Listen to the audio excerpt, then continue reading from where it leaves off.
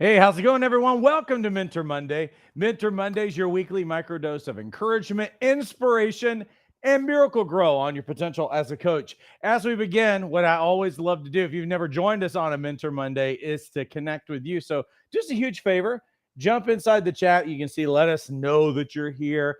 Tell us where you're joining us from, maybe something that you're excited about as we're starting today. Here's Greg coming off a weekend of advanced skills training. Good to see you, Greg. Anybody else like to say hello? There is Rain from Miami, Trisha, who's joining us from North Carolina. Welcome, Trisha. Lynn's joining us from Vermont. Harvey is joining us from South Florida. Thanks for this weekend's advanced skills training. It was transformative. Oh, that's so good. Thank you so much, Harvey. If you're just making it into the room, we're just saying hello to everyone as they are joining us. And I'm really excited about this week. It's going to be the second week of our series. But anybody else like to say hello to us really quickly? Tish says, joining from right outside Chicago, excited about all I learned at Advanced Skills Training. Awesome. Thank you, Tish. Joan is joining us from Bakersfield. Oh, I got my voice is like cracking over here. I'm like suddenly going through puberty or something. I don't know. Totally excited about the advanced skills training this past weekend. Very good. Cassie's joining us from Oregon. Welcome, Cassie. Anybody else like to say hello really quickly as we're beginning? Lynette joining us from Newport News, Virginia. Welcome. Bill's joining us from Texas. Excited to hear what you will share this evening. Thanks, Bill. Vicky's joining us from New York. Welcome, Vicky. Anybody else like to say hello to us? Monica joining us from Highland, New York. Very good. All right, so good. Well, last week we began. Oh, what else are we seeing here? I see some other things popping up here. Coach K from Houston. So Texas and New York are very well represented tonight. Las Vegas is in the house with Tara.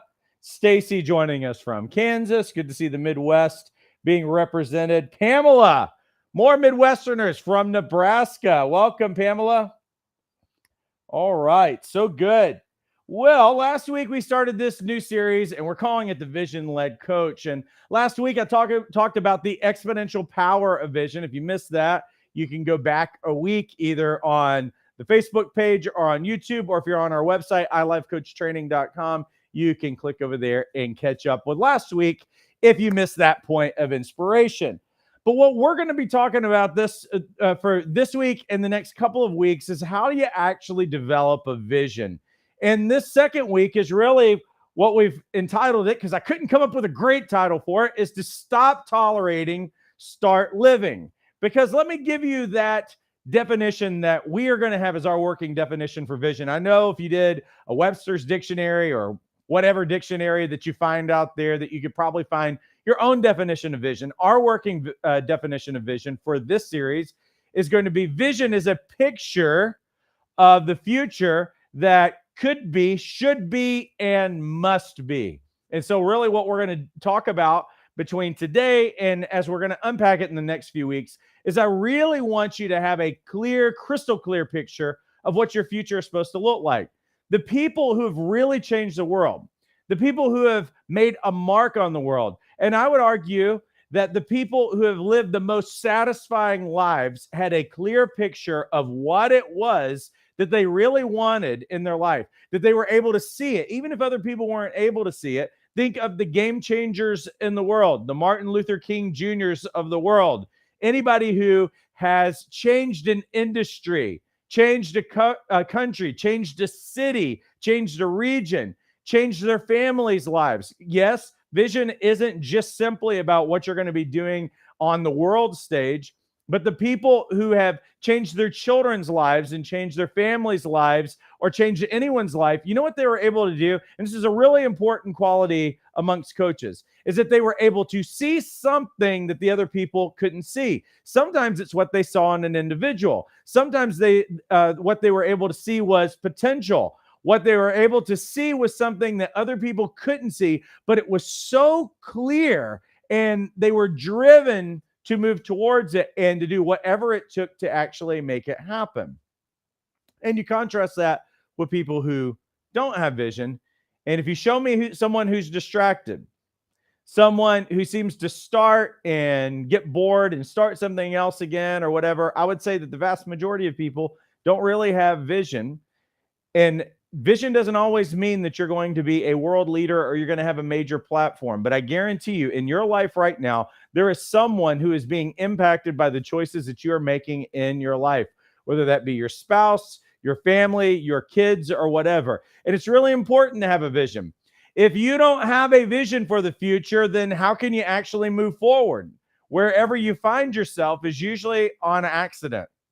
And we're right now in the world, and we're probably suffering right now, maybe as a country, maybe globally as the human race, are suffering from really a lot of people who don't have vision or who are afraid to express vision. And so you have people, when they don't have vision, what do you have? You have the blind leading the blind. People who don't know where they're going aren't making choices to get themselves there, or unless they're making only selfish choices, maybe they're getting there, but you don't see the people that are following them that are getting there. And, honestly, if we're going to change the world, I think it starts with us. I think it starts with our home. It starts with the vision that you see for your kids, the vision that you have for your marriage, all of these different kinds of things. But how do you come upon a vision? And let me say hello to a couple more people who are in here that are saying hello to me really quickly. Tamara from Minnesota, and there is Tammy joining us from Tuscaloosa. Welcome. But how do you actually get vision? Like the people who actually possess vision, how did they get it? And if I'm a person right now and you're like, oh, Paul, vision, that sounds really compelling. I was watching last week. How do I get one of those? Well, I'm going to try to begin today to start stirring in you how to develop the vision that you should have for your life. And really, for anybody who's ever had vision before, here's really a few places where they started.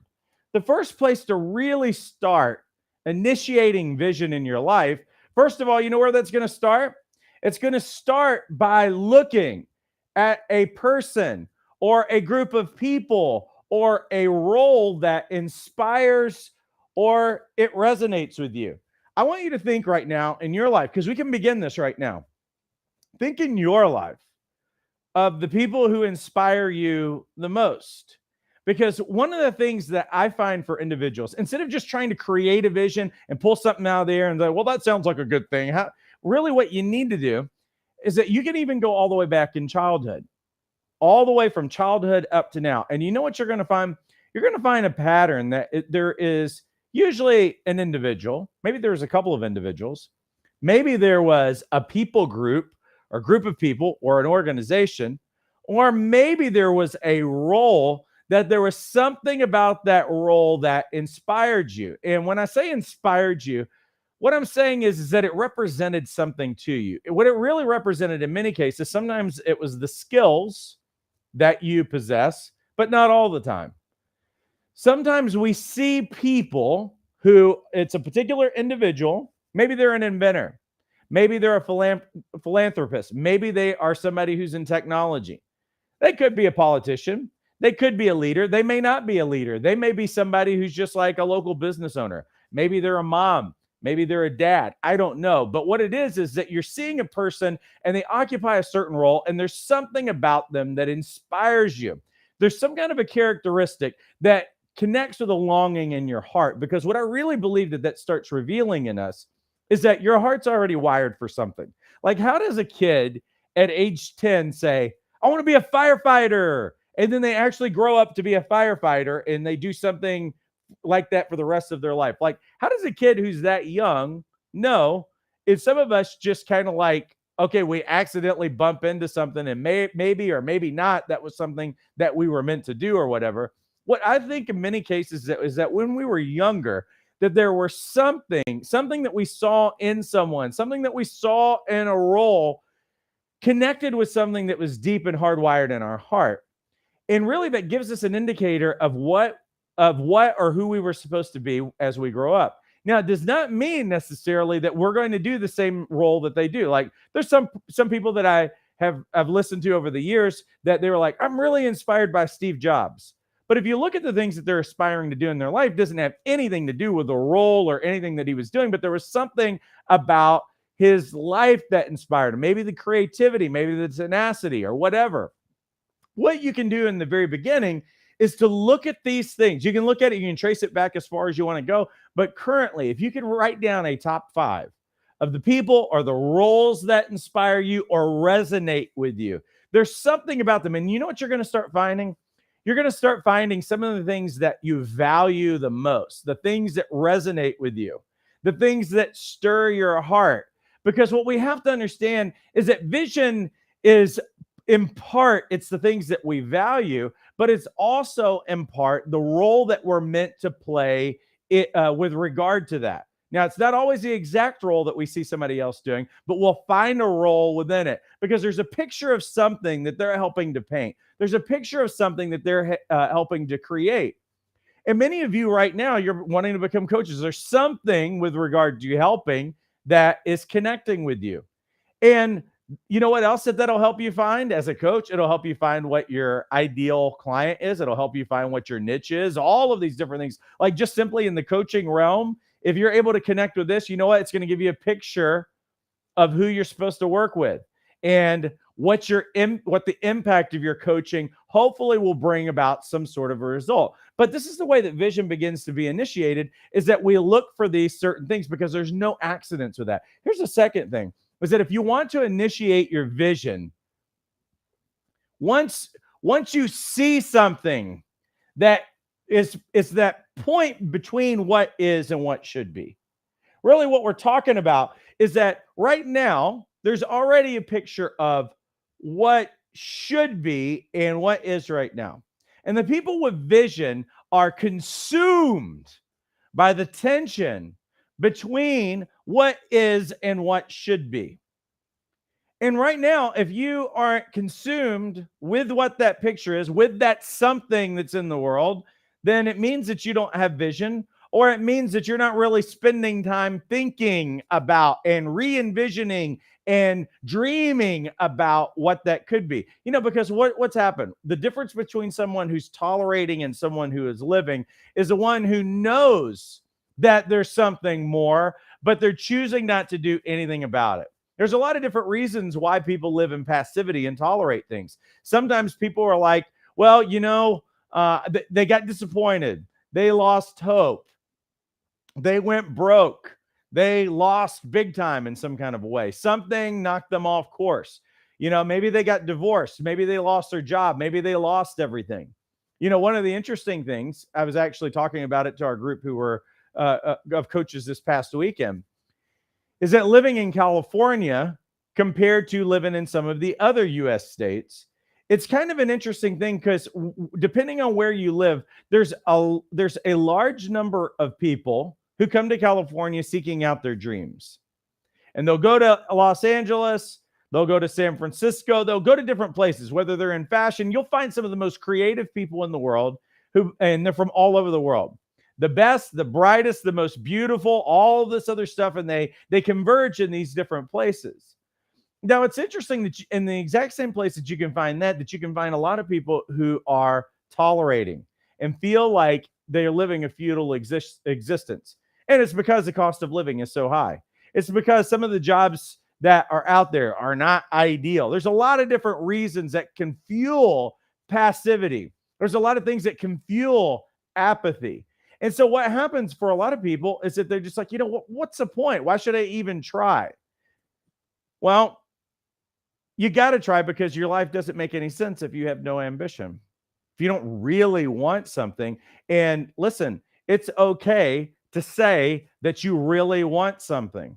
Because the people who change the world, the people who truly have vision, are the ones who are kept up at night thinking about, like, I'm not saying that they are miserable people to live with. On the contrary, they're people who live in this tension. It's kind of like between one door and the next door, the hallway between those things, and it keeps them awake at night. They hear it calling their name, and they know that their number is being called by something, and even more so that they're not only not just, I'm not going to tolerate this, but they're truly doing something about it, and they're leaning in towards what it is that they believe that they're supposed to see. And the third thing is true for people who have vision, is that really what you have to do if you're going to move from tolerating to actually changing the world and changing your life is that it has to become a moral imperative. A moral imperative is when you feel compelled. That should say compelled. A moral imperative is when you feel compelled to act on an issue because it is the right thing to do and it must happen. People who have vision, a vision-led coach, the people who are changing the world are not just living with the tension of, oh, I'm just frustrated with what's going on in the world. No, they feel compelled to do something about it. There is a moral imperative. Now, sometimes people will talk about moral imperatives with healthcare and a lot of different kinds of things. What's your moral imperative? What is the thing that's awakened in you that you're like, this not only should happen and could happen, but I am compelled to act on it. Listen, I can tell if you're compelled to act on it if you're actually acting on it.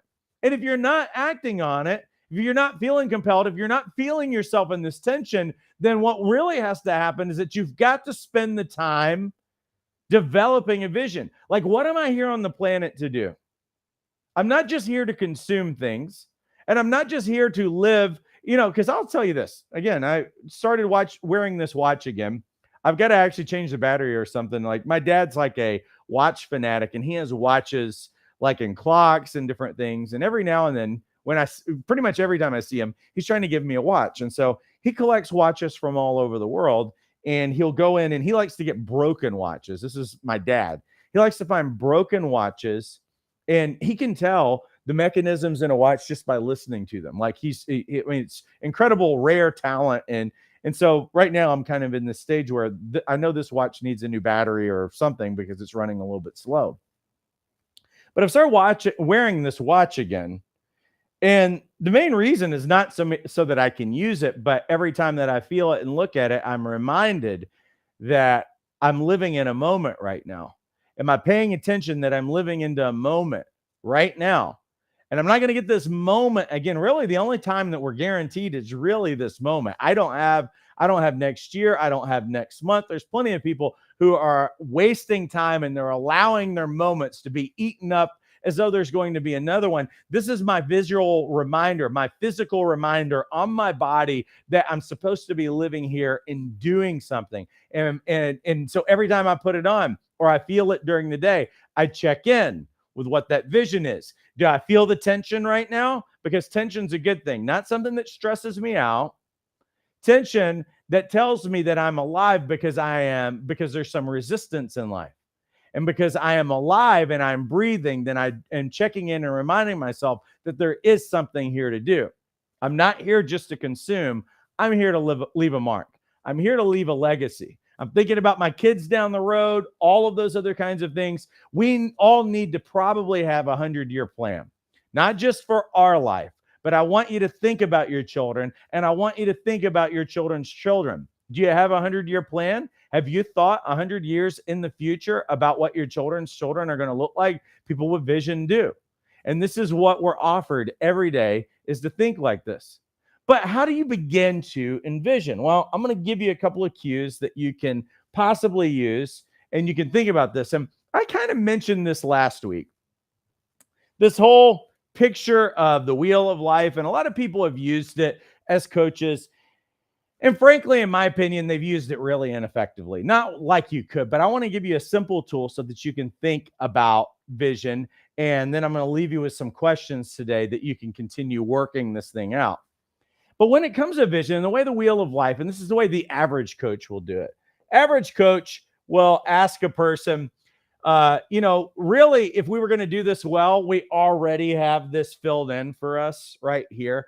But what I like to do is that if I was going to use this, I'd say, hey, what are the categories in life that are the most important to you that you think about? Because they might differ from person to person. And when we do that, and they fill it in, and let's say that this person came up with this, and there's a lot of categories. And really what a coach who uses Wheel of Life would normally say is like, how do you, on a scale of 1 to 10, how's your health and fitness? And maybe that person says 8. And fun and recreation, we're saying that that's an important thing. And they might say, oh, well, that's a 5. And environment, the environment that you live in, they might say, oh, it's a 9. And community, well, I've got some good friends, and it's an 8 or something like that. Your family, that needs some work, it's at 4. Or your love life, oh, well, that's a 10. What about your personal growth? And they're like, well, it's important, but I haven't been working on it. And your spirituality, maybe someone's living at a 6. And money and finances, oh, that's a 3. And usually in career and work, because that's really equivalent, I like my job, but I don't like the money, they might say this. And so really what coaches will generally do, because they're trying to strike a nerve with these people, they'd say, well, the wheel of life, imagine this was a wheel on your car. What would it feel like? And you know what people will normally say? They'll be like, oh, that's really bumpy. So can I help you with this bumpy ride so that you have a smoother life? I'm not just talking about a smoother life.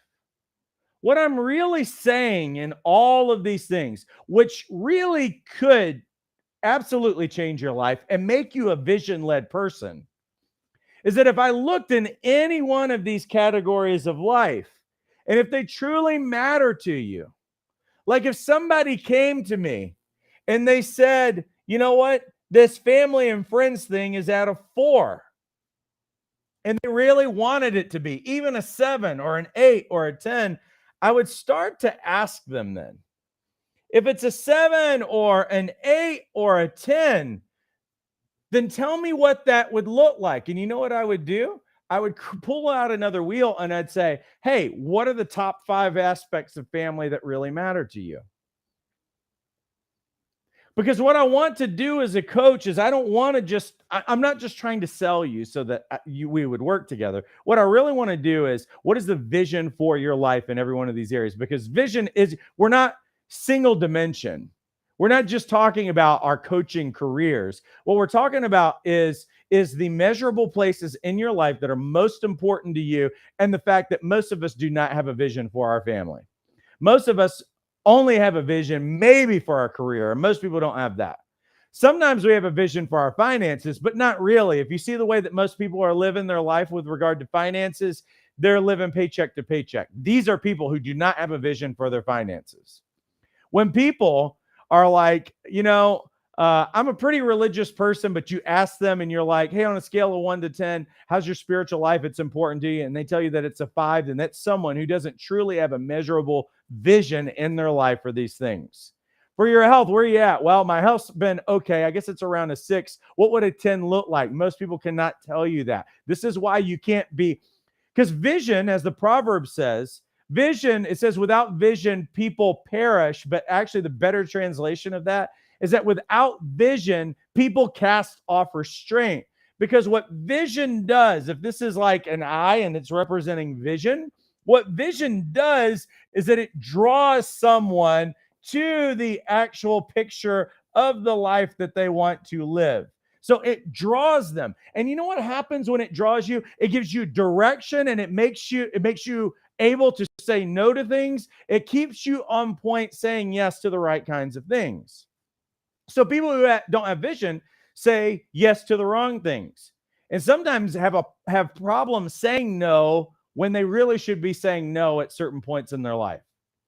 And so really what we want is we want a vision. And when we know what that picture is, well, it solidifies. It makes it so much easier in terms of what decisions I should be making and what decisions I should not be making, what I should be doing on a daily basis with regard to consistency and everything else. It puts my goals in order, my priorities in order, and everything else. So if I said to someone, give me a vision for your family, in most cases, people are going to give me a blank look with regard to family. But after they get past that blank look, if someone is telling me that their family life right now, maybe it's their relationship with their son, maybe it's their relationship with their daughter, maybe it's their relationship with their mom or their dad or their wife or something like this, like whatever family represents to them, as much as it is up to them, as much as it's within their control, on a scale of 1 to 10, with 10 being the best and 0 being non-existent, where is that number? And if somebody tells me 5, then I need to find out what are the most important aspects with regard to family or whatever. Maybe they say, well, it's about my kids' growth and development. They might say something like that. They might say, oh, it's quality time. It's having fun. Maybe it's something like that. Maybe part of that family thing is, hey, you know what? I actually have a financial plan and I've got something of legacy for my family. I'm leaving something in terms of their inheritance. Maybe it's something else. I don't know. But what we do is that we isolate these things, because when people say, well, family life's at a 5, what is that telling you? It's telling you that there's got to be some aspect of life, and some of these work better than others. Like if I said, okay, here's what your top 5 important parts, where's the pain really? And someone might say, you know what? We're really good on this growth and development thing. We're probably at like an 8 or a 9, but you know what? Fun in my family is down to a 3. Because I feel like sometimes I don't have fun and I'm not really enjoying the moment. And I'm not spending quality time with my family. And maybe that's at a 5 or whatever. Well, what does quality time with your family actually look like? Give me a picture of it. Paint a picture of what this looks like. If you're living your life at level 10 with your family, what does that picture look like? And you know what ends up happening? Is that person can sit there and they can give you a detailed list. Well, it looks like this. It feels like this. It looks like this. It feels like this. And they can develop what that picture. How can you have something if you don't know what it looks like? Would you ever go on vacation to a place that you've never seen before? I mean, maybe if you're an adventurous, you might go wherever my finger takes me. And I've known some people who did that, but the end game was the adventure. Like I saw a couple when I was growing up. My dad was a pastor, and we're living in this little bitty country town in Missouri at the time. And we literally had this couple show up on our doorstep that were all dressed up to the nines, and we couldn't figure out why. Boy, that was an old, you can tell I'm almost 50. They're dressed up to the nines, and they got there, and we can't figure out why, because it's the middle of the day and it's the middle of the week. And they said, we're going to get married, and we just decided that we're going to go on an adventure, and we're going to just go on the map, and wherever we touch, that's where we're going to get. And where did they find themselves? In the boot heel of Missouri, and they got married right there on the doorstep. My dad doing the wedding. Craziest thing in the world. Outside of that, I can't imagine that anyone is going on vacation and doing anything if they don't know what it looks like. How many people are moving into apartments if they don't know what they look like? Moving into houses, buying a car that they've never seen, or anything else. People don't do those kinds of things. Why? Anybody who cares and it matters to them, and it's a significant investment in their life, they're going to have a picture of it first. They're going to do a test drive and everything else. Well, the most important things in your life are the things of your family, are the things of your career, are the things of your health, are the things of purpose in your life. Why not invest the time to figure out what that picture looks like?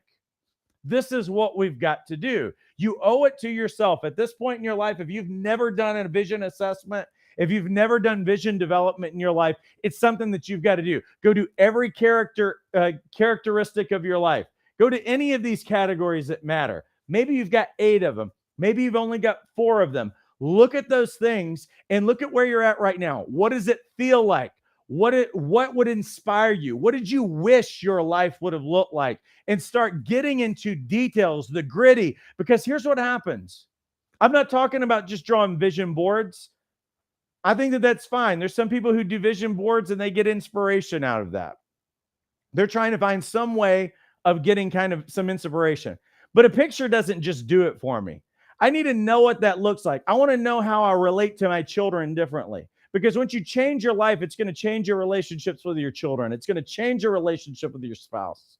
It's going to change your relationship with the people in your community. Otherwise, that vision's not big enough. It's got to be bigger than you. It's got to outlast your life. It's got to have legacy. It's got to have far-reaching impacts. It's got to be a vision that captures your heart. It can't be, well, I would like to coach people. Oh, that would be nice to have a coaching gig and make $150 an hour instead of having an hourly wage that I have right now. That's not big enough. You know why you're going to wash out as a coach when it gets hard and it gets difficult as you're trying to get something going? Because you don't have a big enough vision. You know why some of you want to get into coaching? Because you think that you can take care of your family better and that you can cover some more bases and you can shore up any short places in your life. That's not a big enough vision. You can't just, if you're going to go the long haul, if you're really going to make an impact, it's got to be bigger than making an extra $100 to $500 a week. You got to have more than that. The coaches who have that, they just want to make more money. Oh, I just want to be a six-figure coach. No, it's not big enough. You're going to wash out. When it gets difficult, when you get a couple of no's, when you have some failure along the way, you're going to wash out because your vision's not compelling enough. Your vision's got to be compelling. It's got to keep you up at night. It's got to wake you up in the morning. It better shake you up. I guarantee you the Martin Luther King Jr.'s of the world woke up in the middle of the night thinking about their vision.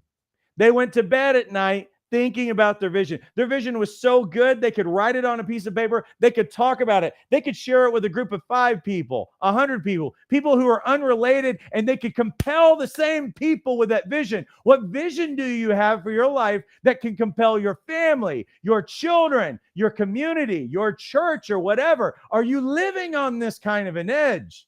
I'm pleading with you. Listen, we get one chance to get this thing right. I got one Monday out of my life left, possibly. This is the only Monday I get. And people are loathing their Mondays and saying, another Monday. Oh, I hate Mondays. No, this is life. This is an opportunity. But a person without vision just sees it as another Monday. They just see it as another weekend that was squandered and watching Netflix, binge watching, and everything else. I'm pleading with you, make your life count. And this is how we start to do it. So let me give you a little bit more practicality and we're going to get out of here, okay? I told you how visions are initiated. Let me give you a few questions that you should be asking if you really want to begin to clarify your vision. First off, write a paragraph with what you believe your life must be in the future. Paragraphs, 3 to 5 sentences. Can you succinctly look? And here's what you can do. You can go to all of those 5 or 8 areas of your life and write a paragraph over each. What does it look like? What do you feel like? What's your health like? What's your relationships look like? What does your bank account look like? What does your impact look like? All of that. I need specific detail. I don't want, like, the more generic you are, you've got to think about, if you're going to write a vision, it better awaken something in your soul. There needs to be attention about it. See, it's very easy to go into passivity when you don't have a picture of what that life looks like. When you're not just a little bit irritable about where you're living right now, but when you start getting really clear about the picture, you know what ends up starting to happen is that your heart starts getting drawn towards those things. And then that's when you get compelled where you say, not only could this happen, not only would this be a nicety in life, but it must happen. The clearer you get, the bolder that you get, the more that your heart's going to be drawn towards it. Here's a few more questions that you can ask yourself as you're developing your vision. What tension are you currently living in? If you don't have a tension right now between what is and what should be, you better find it. If you want your life to have meaning, if you want to make an impact, you need to have a tension. You need to have a battle to win. If you're not in a battle right now, you're like, I'm tired of battling. I just want to take it easy. Well, I think that's kind of when life's over. I don't believe in retirement. You know, we had somebody this past weekend who said that they retired the day before they started advanced skills training. I'm like, that must be the record for the shortest retirement of all time. Not even 24 hours. And you're upgrading your credential because there's a specific people group that they're still passionate about and everything else, and now they're developing themselves at retirement age, because retirement, I don't believe really is, I mean, it's legal and everything. I don't think that it's anything that we're really made for as human beings, because I believe that we are all made for a purpose. Unless you find purpose there, I think that we're made for something. Here's a few more questions. What's bothering you? You know, what's true for a lot of people who have really been impacting the world is the stuff that bothered them, because this is what a lot of people do. They're keyboard warriors. So when they get bothered by something, you know what they do? They fuss about it with people on Facebook. And last I noticed, no one's ever convinced anybody otherwise on Facebook. But people try. People try to do it on Instagram. They try to do it with their YouTube videos and everything else. Like, they've never convinced anyone who is on the other side to politically align with them. Whether they were sharing articles or whatever, or going nuts if they don't like the president or whatever. You know, those people run their mouths a lot, but they don't really have any traction that they're getting in their life in most cases. Now, I'm sure that there's a few exceptions, but honestly, when you're out there changing the world, you don't have time to criticize other people. That's one of the determining things for me. I listened to a couple of people the other day. I was at the table with some people who are great people, but they were sitting there complaining about this, that, and the other, and they're going back and forth. And you know what I did? I'm sitting there at the end of the table, and I'm just kind of like at a certain point, and then my wife turns over and she looks at me, because she knows what's getting ready to come, because she knows that I won't tolerate that stuff for very long. I'll let them go for 10 minutes, whatever. And then finally, when it was quiet, I was like, you know what? When you don't have vision and you're not doing anything, all you can do is find fault in other people and complain about it. So, but the people who are changing the world and really have vision don't have time to be paying attention to what everybody else is doing, unless they're just finding a problem to solve that those people aren't solving. And maybe that wasn't nice to say, but it was the right thing to say. Because sometimes part of what we've got to do with the what's bothering us means that, hey, instead of complaining about it, maybe it's your calling in life to actually confront whatever it is. Hey, I get it. You don't like status quo, me neither. So go change it. I understand not being a status quo person.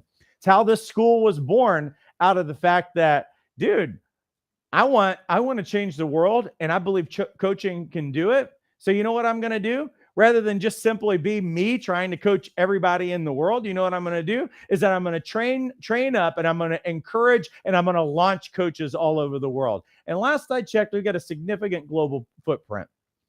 It's the easiest way for me to change the world is to give it to you. And you're like, hey, you see people, you see cracks, you see different things. Like when you have a vision for the group of people that you want to work with, because that's part of the vision for your business, is not just simply making money, but when you are coaching women, some of you are wanting to coach women, some of you are wanting to coach entrepreneurs or whatever, you see a vision for their life, hopefully.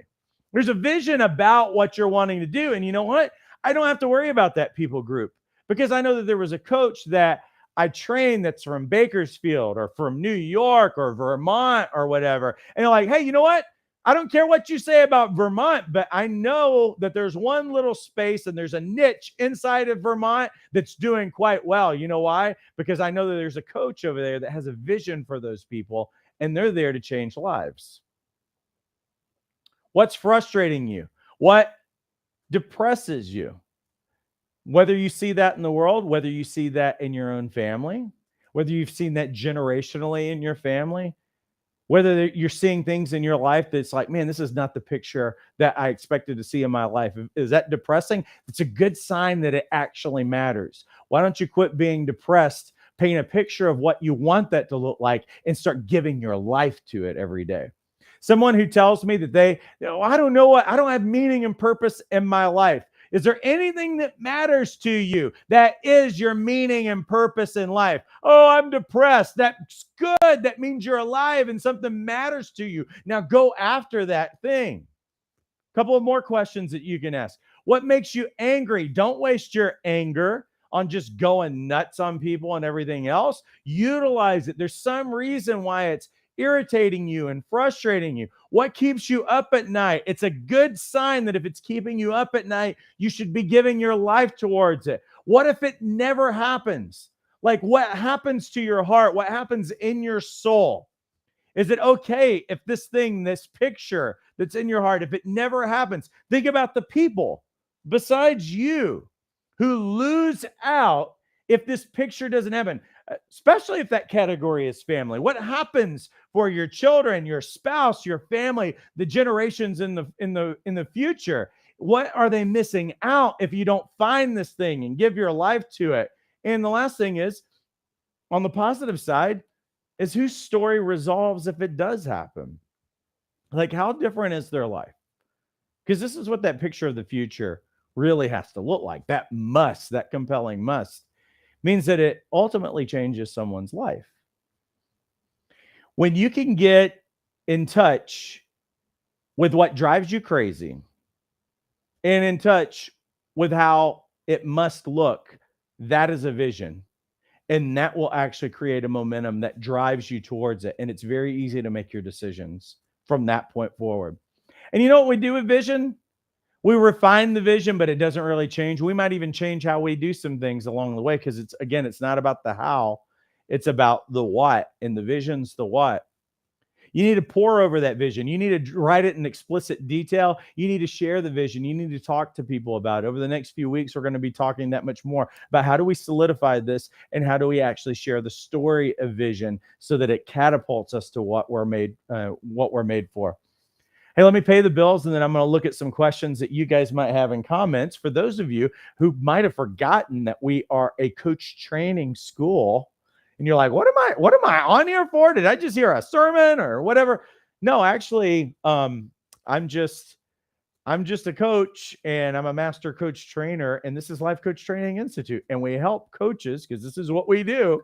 We help people get the clear picture for what they want in their life and help them remove the obstacles to go after that thing that's in there, whatever that is.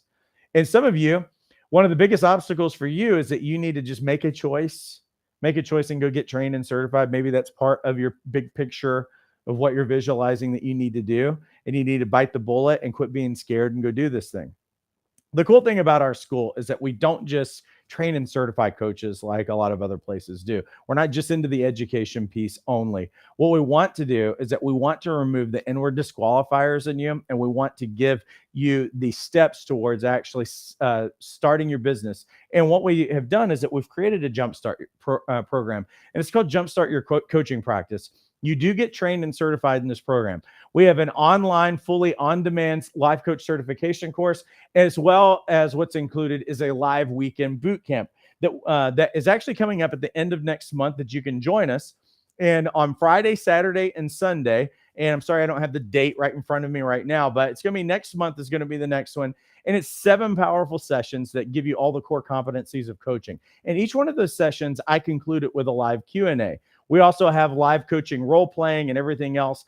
And we give you tools. So when you walk away from that weekend, you feel totally confident that you can absolutely help people through coaching. But not only do you get a firm grasp on what coaching is, our Jumpstart program has 40 core modules that give you the A to Z on how to develop your business. Everything from developing your niche to how do you attract clients, how do you sell, how do you design your website, all of these different things that we cover. There's 13 hours alone just on marketing messaging, helping you clarify your marketing, develop your website, write a web page, write a sales page, write an email, all of these things that we cover. The price is ridiculous. It's $97 a month with a 3-month minimum commitment. Most people are only getting certified for thousands of dollars. That was the case for me. What we wanted to do, and the vision that we had, was coaches who were just like me. Coaches who were working full-time but wanted more, felt like they had a purpose and a mark to leave on the planet, and couldn't go in debt thousands of dollars, and also were working full-time jobs with a busy load. That's what was true for me in my life. We wanted to create a program that addresses all of those things and also creates it in a self-paced world so that you can access it from any device and that you'd have access to it in 90 seconds. And what we do in supplementing you with all of the resources and everything else is that we have a live call on Wednesdays where I answer any questions that you have. We also have plenty of coaches who are inside of the program that are dynamic brilliant, loving people who want to support you and walk alongside you in that way. The cost is only $97 a month. Well, that's Starbucks, $3.25 a day. And it's a 3-month minimum commitment. After that 3 months is over with, you can cancel or you can stick around with us because it is an incredible bargain. And so we're encouraging you, even right now, inside the link, there's a link in the description that you can get more information about this program and you can get enrolled in about 90 seconds. And we would love to be in this journey with you, moving towards what the vision is that you actually have for your life. Let me say hello to a few people who are on here. Greg says, less than a gallon of gas. You don't know how true. You know what? Gas was up to like $6 a gallon where we live like last week. So yeah, it really is. Tara says Jumpstart is 100% worth the 97 and bootcamp is an incredible experience. Thank you. Joan says, I love your passion. Inspiring training tonight. Thank you. Greg, I literally was driving in traffic today, like, and seeing a Tesla, and the first time that I've ever looked and said, like, I need a Tesla or something. Like, it's gotten that crazy. Or I need to get a scooter. I don't know. Harvey says Jumpstart puts us in business. Vicky says Paul is on fire tonight. Thank you. I'm talking about one of the things that I love more than anything. Why haven't I talked about vision more on Mentor Mondays? I don't know. Tara says one of the best Mentor Mondays yet. Thank you. Greg says so powerful. I appreciate that. Tara says I listen to Steve Harvey every day in his inspiration podcast. That guy he's amazing. He's even got clips like I wish I had a couple of clips like a Steve Harvey clip. Like he can do so much with like 20 or 30 seconds. He can do in like 20 or 30 seconds what it takes me like a half hour to kind of do. But he's brilliant. Awesome. Hey, there's Tamara from Minnesota. Welcome. Anybody else like to say hello before we head out for the day? I'm about 30 seconds ahead of you, so I'll give a couple of seconds if anybody had anything left they wanted to say or if they wanted to say hello. All right. Well, I am going to assume that is everything. Stacy says, wonderful message, confirms this is so where we belong and our coaching business will be life-changing for many people. So good, Stacy. All right. And hey, Jen. Tara says, thank you for an incredible Monday night. Thank you, Tara. And we got South Africa in the house. Enrico. And there's Sal from Florida. Welcome, Sal. Jen says, I love this session. It was on point. Thank you. Debbie says, I'm sorry I'm late. Hey, but what the cool thing is that the replay will be available instantly. So if you missed anything, you can just go back in time and watch it. It sounds like it was a good one. Maybe I'll watch it and inspire myself. I don't know. So anyway, listen, I appreciate you guys all immensely. Have a great rest of your week. And if you want to get this started, the link is inside the description. It'll take you 90 seconds to enroll and we can do this thing. Have a great rest of your week and take care.